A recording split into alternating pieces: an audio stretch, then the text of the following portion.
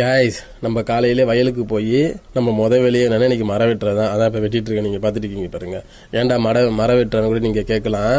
நாங்கள் அந்த மரத்தெல்லாம் வெட்டி அதில் இருக்க தலையெல்லாம் சேகரித்து ஒரு இடத்துல வச்சு நொனா தலை, வேப்பந்தலை, ஆடாதோட தலை, எருக்கஞ்செடி தலை இதெல்லாம் மொத்தமாக கலெக்ட் பண்ணி நாங்கள் வயலில் பரவலாக புல்லாக போடுவோம். ஏன்னா வயலில் போகிறீங்கன்னு கேட்கலாம்.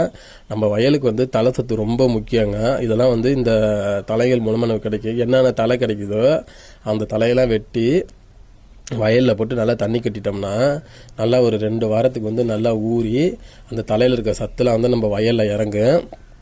நம்ம ஒரு நல்லா ரொட்டேட்டரில் ஒரு அடி அடித்து ஒரு 2 ஓட்டு ஓட்டிட்டோம்னா நம்ம நடவு நடுறப்ப நமக்கு நல்லா மண் புதன்னு இருக்கும்.